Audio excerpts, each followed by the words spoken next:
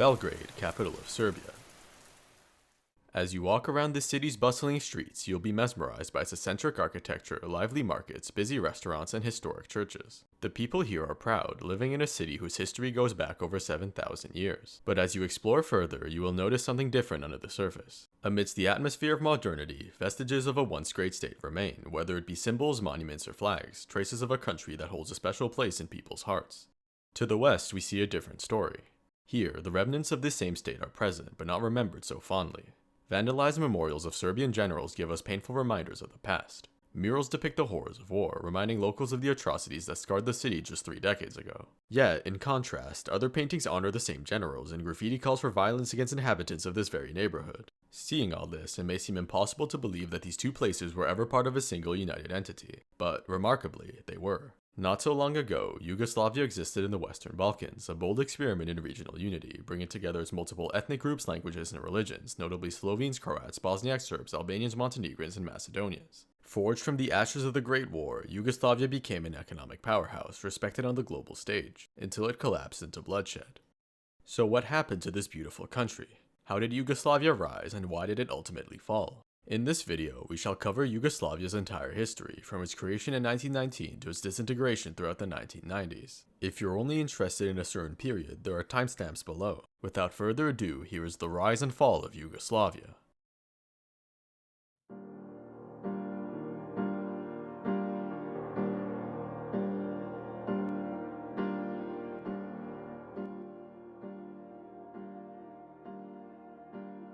For centuries, the Western Balkans were occupied by the Austro-Hungarian and Ottoman empires. The inhabitants of these lands were diverse, and although some tolerated and even supported their overlords, many of them desired independence, which Serbia and Montenegro accomplished in 1878. Throughout the early 20th century, the Ottomans were kicked out of the region, allowing for Serbia's territory and nationalism to grow. Nationalist groups formed, seeking the expulsion of the Austrians and the expansion of Serbia to protect the region's Slavic peoples. One of these nationalist groups, the Black Hand, assassinated Austrian Archduke Franz Ferdinand in 1914, causing the empire to retaliate and ignite the First World War. During the war, Serbia and its ally Montenegro resisted fiercely, but were ultimately defeated by the Central Powers in 1915, its armies retreating south towards Greece. During this period of exile and occupation, Serbian leaders in Corfu met with members of the Yugoslav Committee, composed of Croats and Slovenes. Both groups hoped that victory would allow for locals to unite into a common state, but they did not agree on how to do so.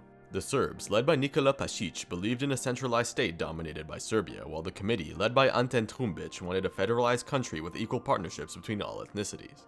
In 1917, the Corfu Declaration was signed, which stated that the new state would be a constitutional monarchy under the Serbian Karađorđević dynasty, whose constitution would be drafted by a future assembly. The new government would respect equality of religion, alphabets, and voting rights, while the matter of centralization was specifically omitted because of disagreements between both sides. The committee had signed because it was in a difficult situation. They believed in a unified state and preferred one without a Serbian king, but they were well aware that the Entente had promised Italy Dalmatian territory and did not want a repeat of the Ottoman and Austrian occupations. In November 1918, as Austria-Hungary fell apart, representatives of the Serbian government went to Geneva for more negotiations.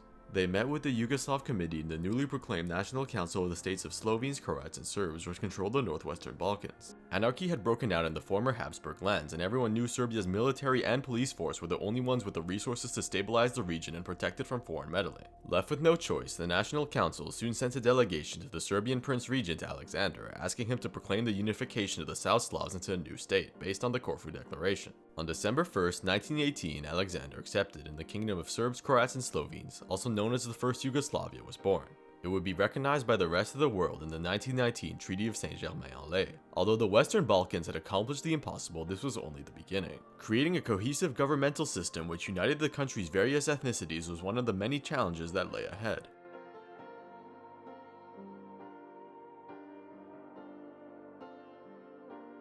In 1919, the new Kingdom of Serbs, Croats, and Slovenes had one major objective: write a constitution approved by the National Assembly. Centuries of foreign rule had left each ethnicity focused on themselves, which was reflected in Yugoslav politics. The state's main parties were the Serbian Radical Party and Democratic Party, as well as the Communist Party, Croatian People's Peasant Party, and Yugoslav Muslim Organization. The Radical Party, which sought Serbian domination, proposed a constitution increasing King Alexander's power, granting him oversight in legislative and executive affairs, also weakening the parliament. Once presented to the assembly, the constitution was only supported by the Serbian parties and their 183 votes, 27 short of approval. To secure support, the Serbs appealed to the Muslims of Bosnia and Herzegovina, descendants of those converted by the Ottoman Empire in the 1400s. Muslims were granted special privileges by the Sultan and thus owned most of the land in the region. When anarchy broke out at the end of World War I, many non-Muslims took advantage of the situation to overthrow their landlords. Thus, the Serbs in parliament appealed to these Muslim landowners, offering compromises like the preservation of their nation, religious protections, and financial compensation for the land they lost. The constitution passed thanks to the Serbian Muslim coalition, while the communists and Croats boycotted the vote. Although enacted legally, the constitution was resented by non-Serb and non-Muslim parties, feeling illegitimate. Following the Vidovdan constitution, the country struggled with economic woes, food shortages, and crime. Political tensions worsened with the banning of the Communist Party, adoption of the Serbian dinar, and rise of paramilitaries. Non-Serbs felt like the system was rigged against them. In parliament, the Serbian Radical Party clashed with the Croatian Peasant Party, which sought Croat autonomy or even becoming independent. Tensions reached a breaking point when one day, during a session, Puniša Račić of the Radical Party drew a handgun and shot 3 members of the Peasant Party amidst an argument, including its leader, Stjepan Radić. The political chaos left King Alexander with 2 options: allow Croatian independence in the end of the country, or abolish the Vidovdan constitution, ban all political parties, and declare a dictatorship. He chose the latter. Alexander's dictatorship blamed the chaos on nationalism, working to erase local identity. He redrew provincial borders into Banovinas based on location rather than ethnicity and renamed the country to the Kingdom of Yugoslavia. He suppressed all dissent and displays of national identity, creating a new constitution and elections in 1931 which maintained his immense power, giving only the illusion of democracy. Meanwhile, fascism was on the rise, most notably the Croatian Ustaše, meaning insurgent. Led by Ante Pavelić, the Ustaše began operating from fascist Italy after the royal dictatorship, funded by Mussolini. They obsessed over Croatia's supposed glorious past and envisioned a state that was ethnically pure, adopting views similar to Nazi Germany, targeting Jews, Romani, and Orthodox Serbs. They believed if they caused enough chaos in Yugoslavia, they could declare independence. At first, they started insurgencies and launched a coup, but these failed without any popular support, causing them to switch strategies. In 1934, as King Alexander visited France, he was suddenly shot by an Ustaše-linked gunman, dying on the spot. Yugoslavia was left in a regency led by Alexander's cousin, Prince Paul, since his son Peter was only 11 years old, too young to rule. Throughout the 1930s, Yugoslavia's economy struggled from the Great Depression, relying heavily on trade with Germany, who needed the region's raw materials. Political polarization continued, which Prime Minister Dragiša Cvetković attempted to solve through the Sporazum, creating a new province, the Banovina of Croatia. This gave more autonomy to Croats in matters of police, education, justice, and administration. However, this just opened the door for other nationalities such as Serbs and Bosnian Muslims to make similar demands. All these issues came to a halt with the start of World War II in 1939. Yugoslavia immediately declared its neutrality, but by 1940 they had no choice. Italy had invaded Greece, and Germany needed access through the country, pressuring Yugoslavia to join the Tripartite Pact. Prince Paul, knowing the alternative was invasion, accepted on the condition he didn't have to fight in the war. As soon as Paul accepted, mass demonstrations broke out all over the country, preferring war over joining Germany. Military officers overthrew the Prince Regent and installed 17-year-old Peter as king, trying to leave the pact. Hitler, seeing Yugoslavia as untrustworthy, invaded soon after. By 1941, the first Yugoslavia officially came to an end, with Peter's government escaping to Britain and operating as a government in exile. In the 2 decades following its creation, Yugoslavia was unable to unite, in fact worsening things with a totalitarian dictatorship. The inability of the Yugoslav system to address the concerns of all ethnic groups would be put on full display for the next 4 years, as extreme inter-ethnic violence exploded, resulting in the deaths of over 1 million people.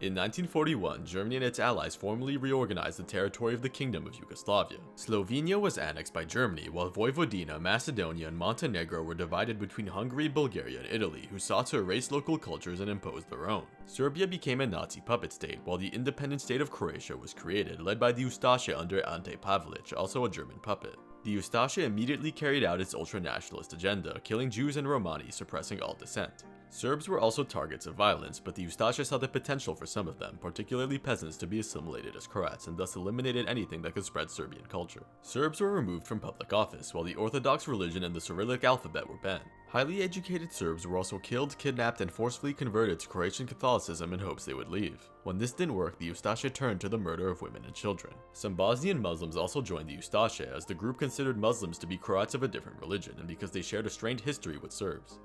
Opposition quickly grew. Former Serb army generals formed the Chetniks, who, like the Ustaša, envisioned a greater state, though Serbian rather than Croatian. A group known as the Partisans were also created, composed of former members of the Communist Party of Yugoslavia, which had been operating underground ever since its ban by the monarchy. Led by Josip Tito, they sought to re-establish Yugoslavia under communist rule, where every nationality would be equal. Initially, Chetniks and Partisans worked together against the Ustaša, but with time they came to disagree on many issues, notably the treatment of non-Serb civilians. The Chetniks wanted to deport or kill them, while the Partisans wanted to recruit them, as they wanted all nationalities in the socialist revolution. By late 1941, the two sides were fighting each other, all while resisting the Ustaša.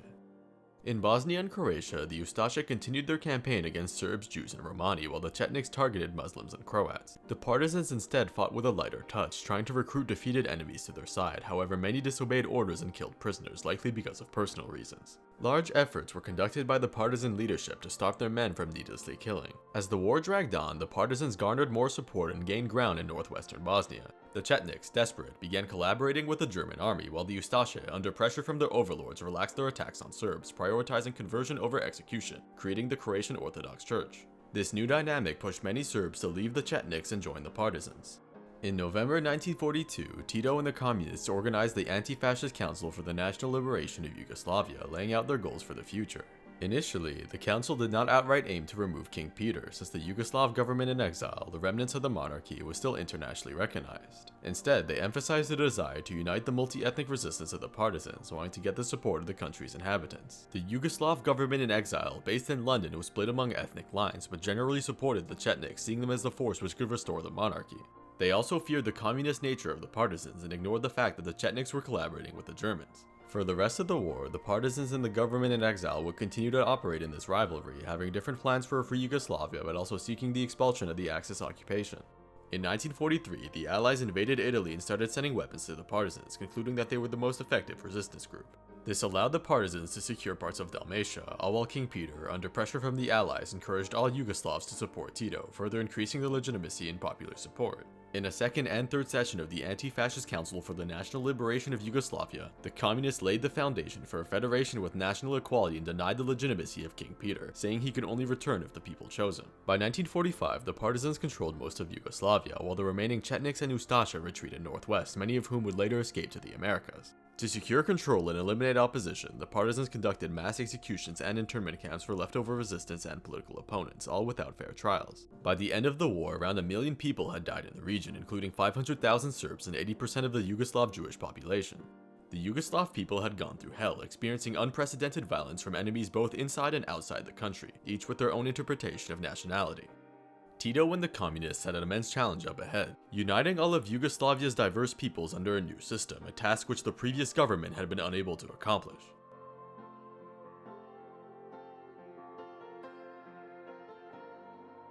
In 1945, Yugoslavia's new communist regime under Josip Tito solidified its control. The National Assembly was created, similar to the monarchist one, which had all of its 354 seats secured by the Communist Party in the November election, as opposition parties were banned or heavily restricted. The assembly was essentially the party's depiction of a united front, generally just approving its decisions, also trying to make it look like they were chosen by the people.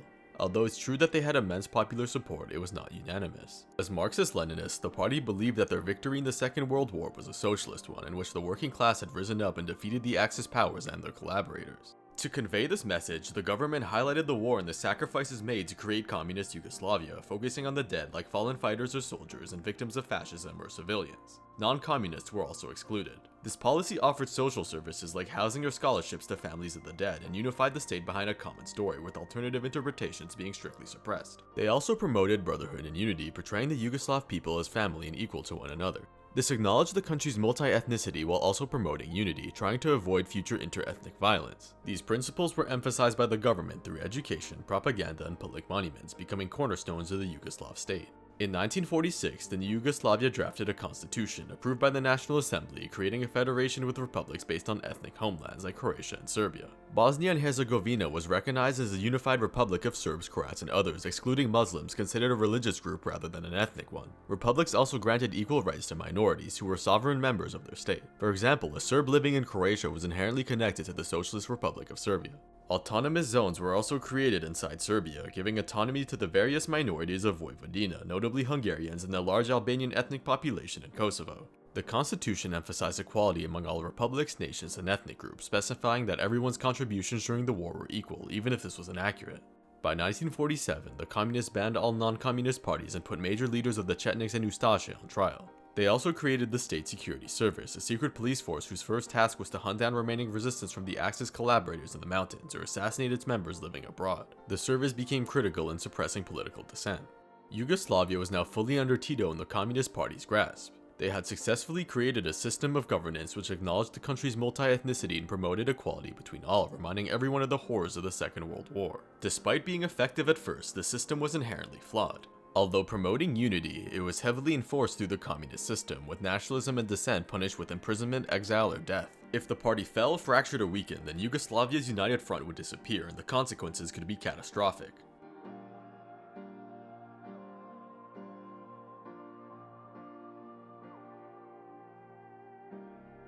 In 1947, Yugoslavia was at a crossroads for its future. Despite Josip Tito's previous successes, establishing himself as Yugoslavia's de facto head of state, the country faced other issues. Ever since its rebirth, it was seen as another part of the Eastern Bloc, closely linked with the USSR. The Yugoslav Communist Party, although completely independent from Moscow, even pursued similar policies like the collectivization of agriculture, abolishing private producers and incorporating them into collective farms, often by force. However, following the Soviet path would not last for long. Back in 1946, Tito's government had started supporting the communists in the Greek Civil War, but Soviet leader Joseph Stalin opposed such an intervention, wanting to avoid tensions with the West. Tito disagreed, unhappy that the USSR thought it could dictate Yugoslavia's foreign policy, and only stopped supporting the Greek communists after the US promised them economic credits. Stalin was unhappy. He wanted obedience from all communist states in Europe, while Tito wanted them to be equal. In 1948, Tito asserted Yugoslav independence, rejecting outside control, causing Stalin to rally the Cominform, an organization composed of all communist parties in the world. He accused Yugoslavia of being anti-communist and cut off all economic ties with the country, hoping the Soviet-aligned Cominformists in Yugoslavia would stage a coup. Tito reacted aggressively, ordering mass arrests of over 50,000 people, many of them innocent, putting them in prison camps. He also ordered a purge of the military, known as the Yugoslav People's Army, removing 4,000 to 7,000 officers and soldiers. No coup ever occurred, and Stalin began amassing troops in neighboring Soviet satellite states, but backed down after Tito appealed to the USA, which promised protection. Following the Tito-Stalin split, Yugoslavia shifted its policies, enacting its own brand of communism. The Communist Party believed that the Soviet Union had not accomplished Marxist goals and wanted to put power in the hands of the people. In 1953, Yugoslavia stopped collectivization, bringing back private farm ownership and allowed those who had their lands collectivized to return. The communists reinforced their founding ideology, stating that the Yugoslav people alone had liberated themselves during World War II, building thousands of monuments commemorating this idea. However, the monuments were often abstract, hiding the true nature of the events that occurred, omitting the fact that the violence was a result of inter-ethnic tensions. The government also started the process of decentralization, giving more power to workers in their jobs in Yugoslavia's individual republics, also renaming the Communist Party to the League of Communists, a clear distinction from the USSR. Throughout the 1960s, Yugoslavia flourished, fostering an economic relationship with the United States and the Soviet Union, whose new leader Nikita Khrushchev apologized for Stalin's actions. Because of this, Yugoslavia was able to maintain neutrality in the Cold War, founding the non-aligned movement along with Indonesia and Egypt, aimed at keeping the independence of countries outside the Eastern and Western blocs. However, the country did not remain without issue. The League of Communists began fracturing, mainly because of one core idea, decentralization. One faction wanted it to increase, notably a certain Milovan Djilas, while another desired re-centralization, arguing that the government needed to control aspects like the economy. Djilas was passionate about decentralization, and although he was supported by Tito, his criticisms of the party and Yugoslavia's state structures went too far, advocating for multi-party elections, arguing the League of Communists were like a new upper class. Because of this, he was ejected from the party and sent to prison. Despite the treatment of Djilas, what he said was correct. The League of Communists were a new class, with many corrupt members stealing state funds and accumulating wealth. This wasn't widely known to the public, but the party's disunity had become apparent, which wasn't helped by its disagreements regarding the General Investment Fund, a mechanism which spread wealth evenly among Yugoslavia's republics. Although it benefited the poorer regions like Macedonia and Montenegro, building factories and giving locals employment opportunities, it was resented by elites in the richest republics, Croatia and Slovenia, and even some members of the party. These disagreements put Yugoslavia in a difficult situation. Funding poorer regions helped avoid nationalism and dissent as the people were satisfied, but on the other hand, criticism from the party in the country's richest republics once again showed disunity. In 1962, the League of Communists held a series of meetings to discuss the country's future. Issues of localism were evident as each republic wanted to pursue their own interests, an issue which Tito addressed by continuing decentralization. He hoped that the increased autonomy would keep the republics happy and therefore avoid conflict with one another. Of course, this was flawed thinking. By increasing the autonomy of the republics, Tito was only enabling localism. A year later, Yugoslavia signed a new constitution, giving each republic the right to secede and repudiating any policy of homogenization, officially recognizing Muslims as an ethnic group. In the following few years, republics were granted the power to manage their own economies and the General Investment Fund was ended. These changes gave the republics the power to pursue their own agendas, all while maintaining Tito's popularity as the central figure behind Yugoslavia's reforms. Throughout the late 60s and early 70s, conflicts between the republics continued to soar, despite the continued decentralization. Aleksandar Hankovic, a Serb and the head of Yugoslavia state security, was fired after being exposed for wiretapping Tito's phone, sparking outrage from Serbia, who felt they were being targeted. On the other hand, Croatia accused Serbia of being favorites, and Serbian banks controlled most of the country's large investments, despite Croatia generating the most revenue. Croats began disregarding the Serbo-Croatian language, declaring Croatian to be an entirely separate one, even though the two were similar and plans were previously made to further unite the languages. Tito, worried about conflict, offered concessions to the Croats, including the recognition of the Croatian language and increased autonomy, a temporary fix to the problem. A similar crisis occurred in Kosovo, where ethnic Albanians were unhappy at how Serbs occupied most positions of power and had greater access to education, despite Albanians being a majority. Once again, Tito offered concessions, like founding the Albanian-exclusive Pristina University. These crises, although ultimately dealt with, showed that nationalism could only really be suppressed by Tito himself. In 1974, Yugoslavia signed a third and final constitution, which further increased decentralization, bringing the country from a federation to a confederation, by definition an equal union of all, giving less power to the federal government and more to the republics. It emphasized equal representation, economic control, and created local defense forces for each republic, separate from the Yugoslav People's Army. The autonomous provinces of Vojvodina and Kosovo were also given increased autonomy, which only angered Serbia. Despite the internal party disagreements and ethnic tensions, Yugoslavia looked relatively prosperous. For 3 decades, it had achieved industrial growth, modernization, workers' rights, and offered a high quality of life with relative freedom, education, and healthcare, far better than other communist states in Europe. This was greatly helped by the 1973 first oil shock, where Gulf states increased the price of oil, growing the revenue and investing into large Western banks. In turn, these banks offered loans to developing economies like Yugoslavia's, which were used to improve the country, particularly its poorer regions, maintaining good living conditions but also accruing billions of dollars in debt. However, this backfired just a few years later. When the Gulf states raised the price of oil again, Western banks increased interest rates, making it so Yugoslavia couldn't repay its loans. To respond, the federal government took loans from the International Monetary Fund, which were given on the condition they would follow their advice, like reducing government spending and liberalizing the economy. But because of decentralization, the League of Communists couldn't implement such changes and asked the republics to follow the IMF's measures, who refused because it didn't benefit them. When the IMF saw this, they stopped their aid and asked for loans to be repaid, further exacerbating Yugoslavia's economic issues. What followed was a decade-long economic crisis, where unemployment grew, consumer goods decreased, and quality of life worsened. The 1979 economic crisis marked the end of Yugoslav prosperity and the start of its decline. Decentralization had left every republic fending for itself, and combined with poor economic conditions and political crises culminated in the rise of nationalism. If another crisis or tragedy were to occur, then the total collapse of Yugoslavia could very well be on the way.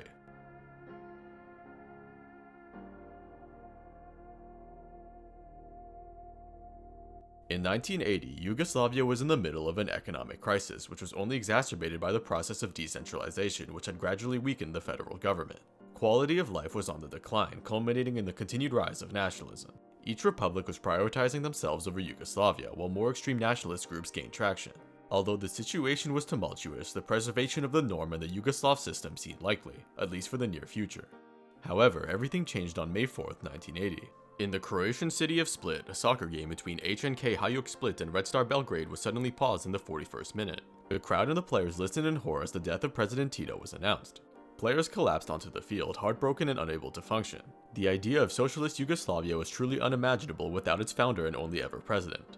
The League of Communists quickly tried to stabilize things. They created the President of the Presidency of Yugoslavia, a system which rotated leaders every year, but none were ever as popular as Tito. Yugoslavia's unifying figure was now gone, and without him, there was no central authority capable of bringing stability in times of crisis. It only took a year for the first major inter-ethnic tensions to break out. In Kosovo, ethnic Albanian students, workers, and miners protested against poor economic conditions and limited job opportunities. They accused the Serbian government of negligence and being biased towards Serbs as they still occupied most positions of power. The protesters demanded Kosovo be elevated to the status of a republic, or if necessary, secede from Yugoslavia. Communist authorities responded by deploying the Yugoslav People's Army and imposing martial law, violently crushing the protests.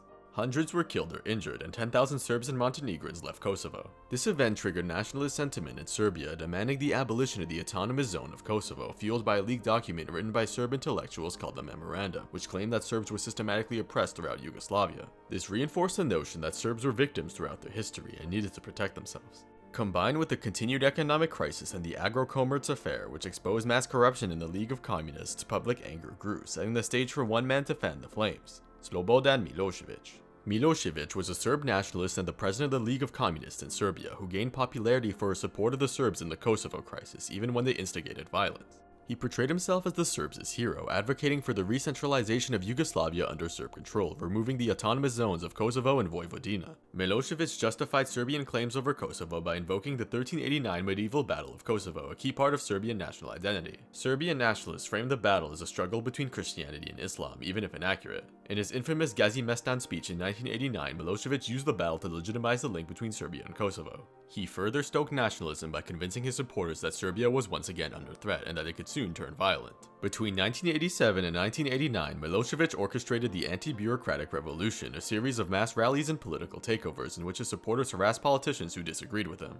In Vojvodina and the neighboring Republic of Montenegro, those in power resigned from the pressure and were soon replaced by Milošević loyalists. In Kosovo, top-ranked Albanian politicians were ousted, allowing the Serbian parliament to reduce Kosovan autonomy. At the same time, Serbian TV and newspapers became aggressively nationalist, portraying Serbs as victims, invigorating Serbs in Croatia who pushed for their own autonomous province. Serbia's government and many of its people were reshaping Yugoslavia's political atmosphere, prioritizing their own security against what they perceived as outside threats. Slovenia and Croatia's governments countered, advocating for greater autonomy, some even suggesting a looser confederation, pushing the 1974 constitution even further. This would remove any central army, government, or single-party system. If these individuals got their way, Yugoslavia would be a country in name only. By January 1990, the League of Communists was fracturing among ethnic lines, all while inflation rates skyrocketed and the conflict in Kosovo continued. The republics expressed concern towards Milošević's actions, and Slovenian leaders hinted at secession. An extraordinary Congress of the League of Communists was also organized, where Milošević hoped to force centralization onto the rest of the country. The Slovenian delegation instead opposed the motion and proposed a looser confederation. When their proposal was shut down by the Serbian and Montenegrin delegations, the Slovenians walked out, followed by the Croatians, effectively ending the League of Communists. The collapse of the Congress was essentially the political end of Yugoslavia. Each republic was now acting alone, with increased control over its budgets, policies, and defense forces, all while nationalist conflict escalated, notably among Serbs in Croatia. Yugoslavia's complete collapse was yet to come, and a lot of blood would be spilled to solidify it.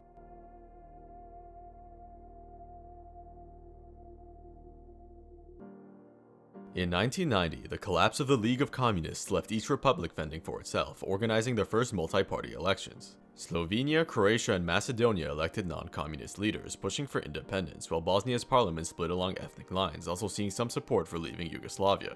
On the other hand, Serbia and Montenegro staunchly supported their local branches of the League of Communists. Although communist in name, these governments had become increasingly nationalist, allowing Slobodan Milošević to continue his agenda. The Yugoslav People's Army, led by those who wanted to maintain Yugoslavia, began seizing weapons from Slovenia and Croatia, preparing for the worst. The People's Army, although officially representing Yugoslavia, gradually became a Serbian-dominated institution closely aligned with Milošević. Determined to maintain Yugoslavia and expand Serbia's borders into a greater state, Milošević threatened the leaders of other republics if they called for confederation. He also supported the Serbians living in other republics, preparing Serbia and the People's Army for war. In Croatia, Serbian minorities became concerned after the election of President Franjo Tuđman, a nationalist who wanted Croatian independence. Tuđman's rhetoric and promotion of the Croatian Savnica or checkerboard reminded the Serbs of the ultra-nationalist Ustaše, worried of the future in a potentially independent Croatia. In August 1990, Croatian Serbs held an illegal referendum calling for autonomy, passing with nearly 100% of the vote. Under support from Milosevic, they began sabotaging roads and blocking Croat authorities who had been thoroughly disarmed by the People's Army.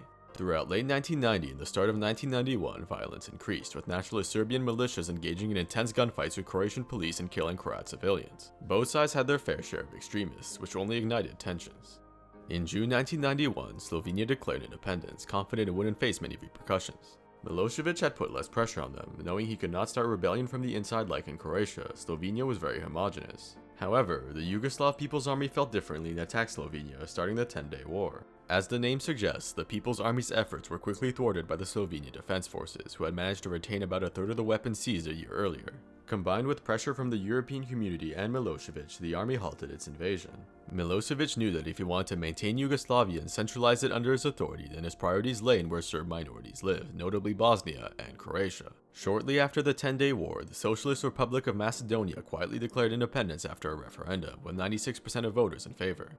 This time, both Milosevic and the People's Army didn't act, letting Macedonia leave without any issue, in part due to US peacekeeping forces at the border. The Macedonians remained largely uninvolved in the subsequent Yugoslav conflicts, their main struggles being international recognition and a dispute with Greece over its name.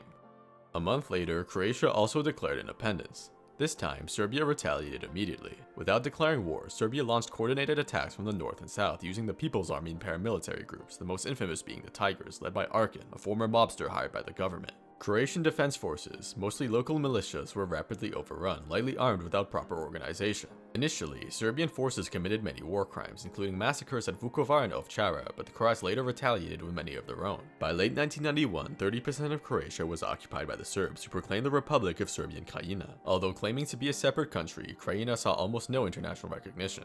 It also carried out organized ethnic cleansing, aiming to expel the Croatian population in about a third of the country.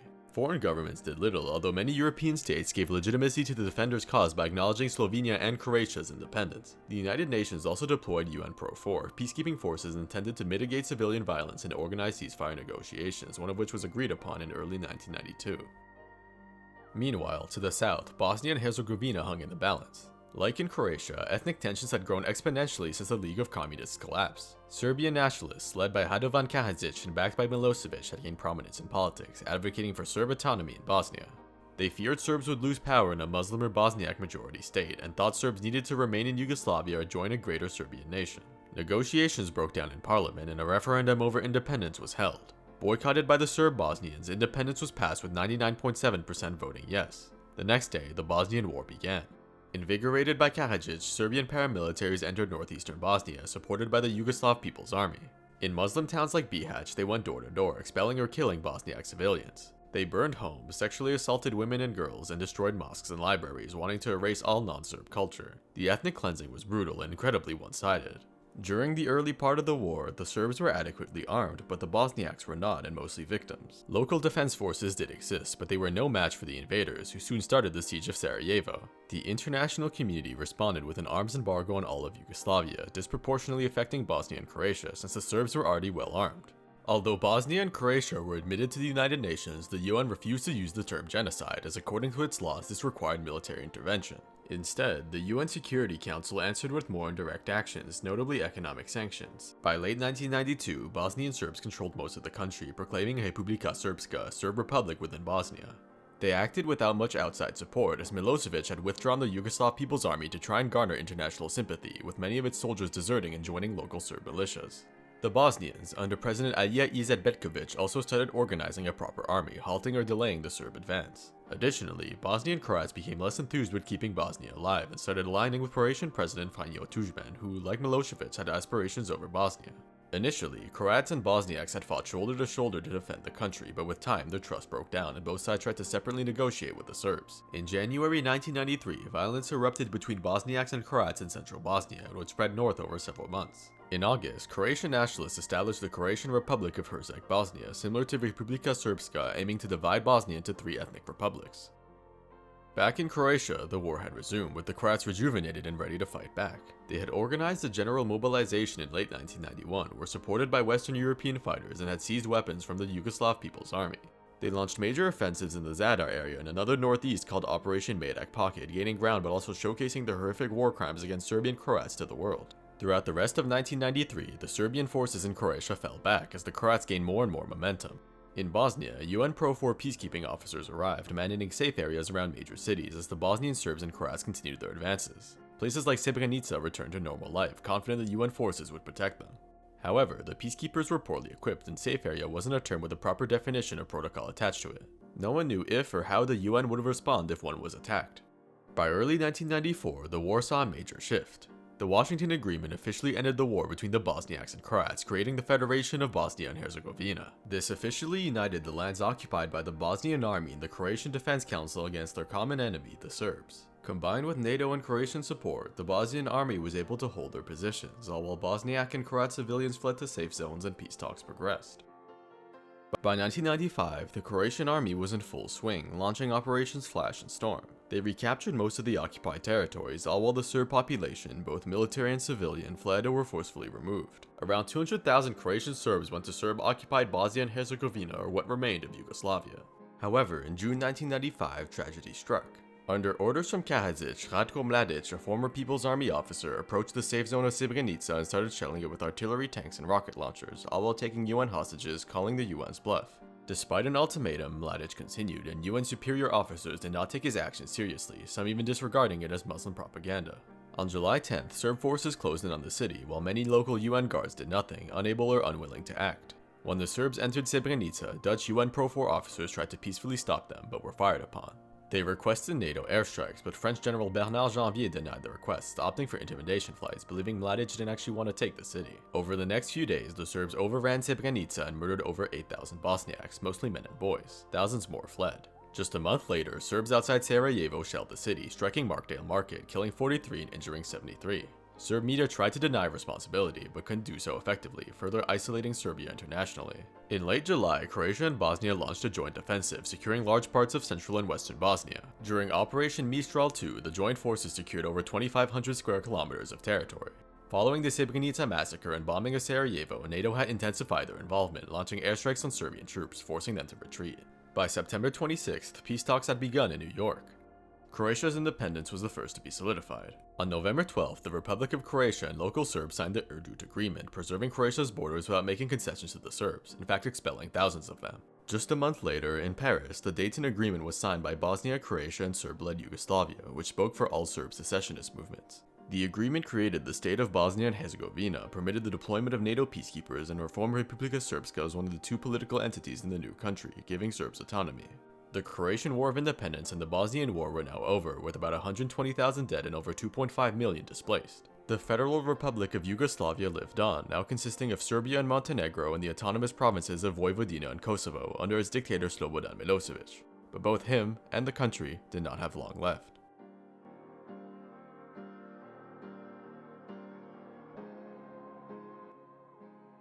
Following the Yugoslav wars, what remained of the Federal Republic of Yugoslavia struggled. Economic conditions were already poor before the wars, with the Yugoslav dinar experiencing major hyperinflation. Although the removal of international sanctions following the Dayton Agreement did help, what came next didn't. From 1996 to 1998, Albanian separatism continued to grow in Kosovo, with the Kosovo Liberation Army repeatedly attacking Serbian law enforcement. Slobodan Milosevic, now president of Yugoslavia following his two-term limit as president of Serbia, intensified crackdowns against Kosovo. In 1998, the Kosovo War officially began, with the KLA openly fighting the army sent by Milosevic. Despite initial victories against the poorly trained KLA armies, Yugoslavia still suffered as international sanctions were once again placed on the country, devastating its already weak economy. In 1999, NATO issued a peace proposal to Yugoslavia, and when this was refused, NATO notoriously bombed the country, causing Yugoslavia to withdraw the army and allow a UN mission in the region, giving Kosovo a high level of autonomy.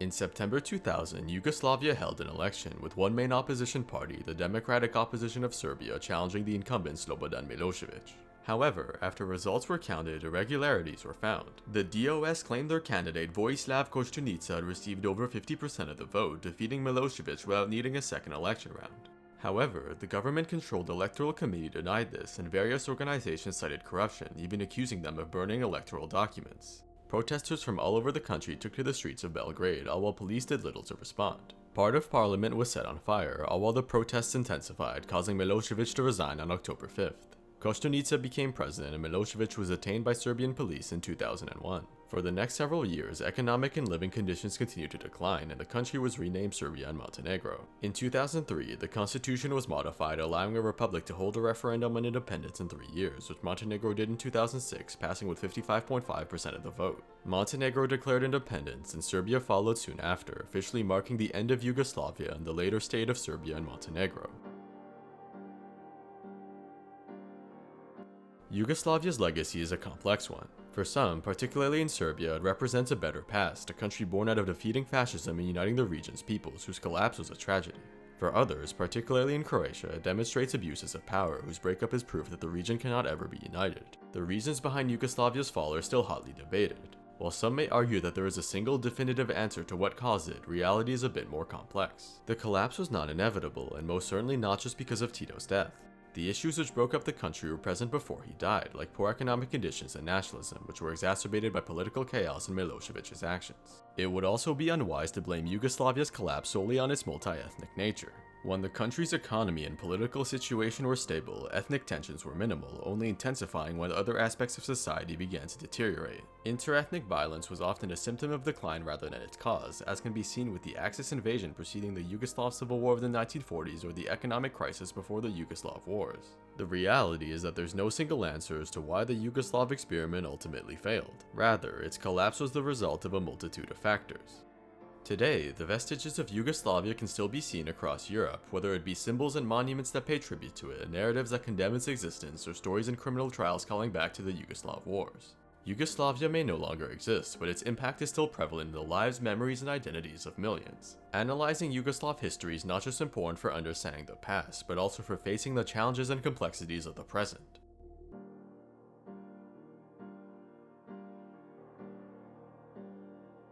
Thanks for watching. If you want to support the channel, liking and subscribing helps a lot and is greatly appreciated. Let me know what you thought of this video in the comments below, as well as anything else you find relevant. I look forward to hearing your thoughts and stories.